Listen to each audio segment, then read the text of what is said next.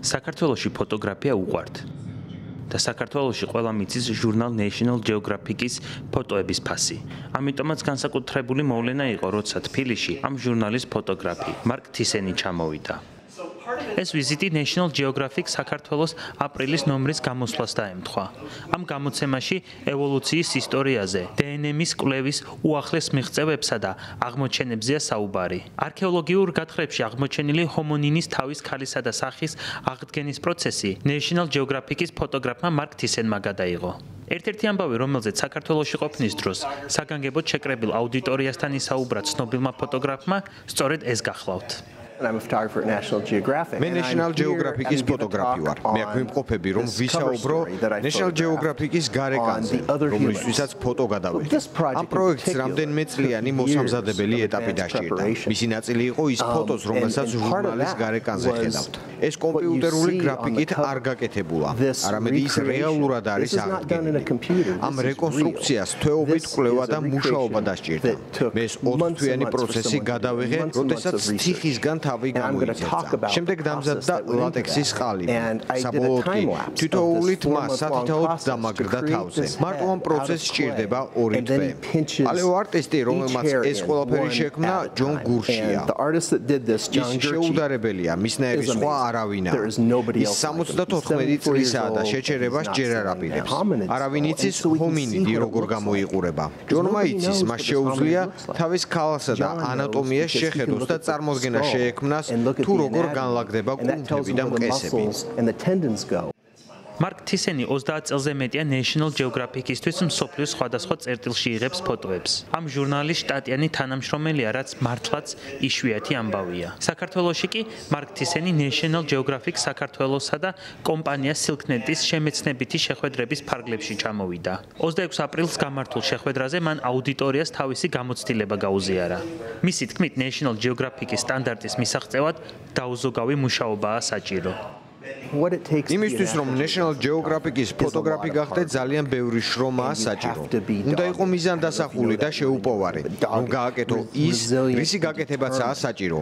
ასევე მნიშვნელოვანია წინასწარ ბევრი კვლევა ჩაატარო. მუდამ უნდა ფიქრობდე ფოტოების გადაღების განსხვავებულ საინტერესო გზებზე. საბედნიეროდ National Geographic-ში ჩვენ ამის დრო გვაქვს. ჩვენ არ ვჩქარობთ, როგორც ეს შეიძლება ახალი ამბების ფოტოგრაფების შემთხვევაში იყოს. ჩვენ შეგვიძლია განსაზღვროთ დრო და კარგად ვიფიქროთ იმაზე, თუ როგორ გვსურს ამბის გაშუქება.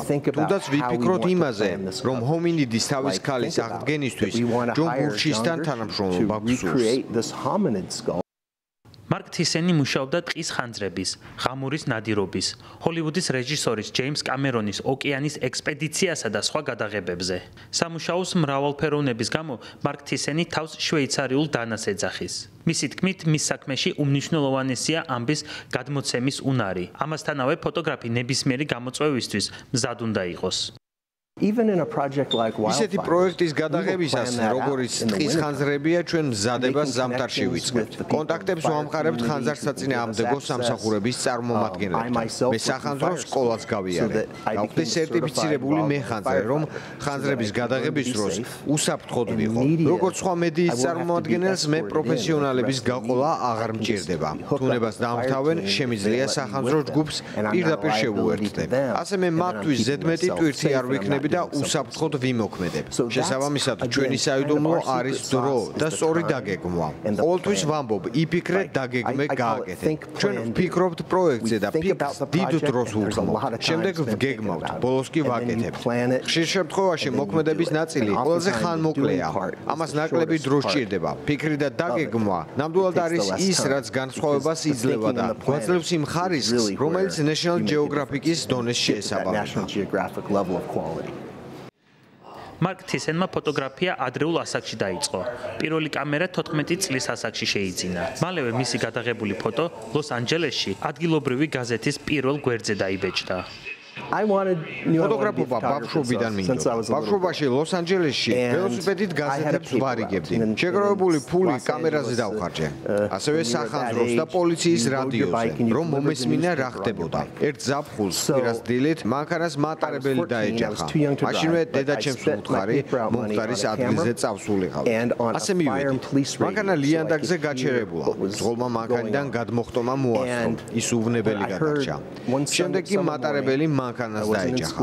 მე ამ ყველაფერს ფოტოები გადავუღე და გამომცემლობაში მივიტანე. შემდეგ კი იმავე დღეს შუადღით მომწეს გაზეთების დასტა, რომ ქალაქში დამერიგებინა. და ჩემი ფოტო სწორედ იქ იყო, გაზეთის პირველ გვერდზე.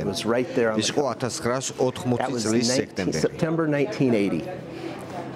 National Geographic საქართველოსა და კომპანია Silknet-ის შემეცნებითი შეხვედრების ორგანიზატორების თქმით, ადგილობრივ ფოტოგრაფებთან შეხვედრა გამოცდილების გაზიარებისთვის შესანიშნავი შესაძლებლობაა.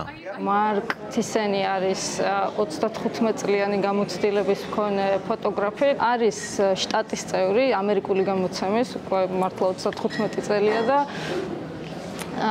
უნივერსალური ფოტოგრაფია და ისეთი გამოცდილება აქვს, რომელიც ძალიან ბევრ ფოტოგრაფს არ აქვს. და ყოველთვის კარგი შესაძლებლობა არის ადგილობრივ ფოტოგრაფებთან შესაძლებლობა. მარკ თისენი ჩვენი ძველი მეგობარია და სიმბოლურია, რომ ის იყო მაშინ, როდესაც National Geographic-ის გახსნა იყო თბილისში. ეს გახლავთ ძალიან ცნობილი ფოტოგრაფი და მე მგონი დღევანდელი დღე და მისი ლექცია იყო ინსპირაციის წყარო ბევრი ახალგაზრდისთვის და ეს ლექცია ალბათ საუკეთესოდ წარმოაჩენდა როლს National Geographic-ის მის მისიას, თუ როგორ უნდა იყოს კვლევა, მეცნიერება კავშირში სწორედ ხელოვნებასთან. ჟურნალ National Geographic საქართველოს პირველივე დღიდან აღებული აქვს განათლებისა და ცოდნის გავრცელების პასუხისმგებლობა. მსოფლიოს მნიშვნელოვანი ამბები ქართულ ენაზე 2012 წლიდან გამოდის. ჟურნალის ქართველ მკითხველებს კი საინტერესო სტატიების წაკითხვასთან ერთად შესაძლებლობა ეძლევა თავად ამ ამბების ავტორებს შეხვდეს და მათი გამოცდილება გაიზიაროს.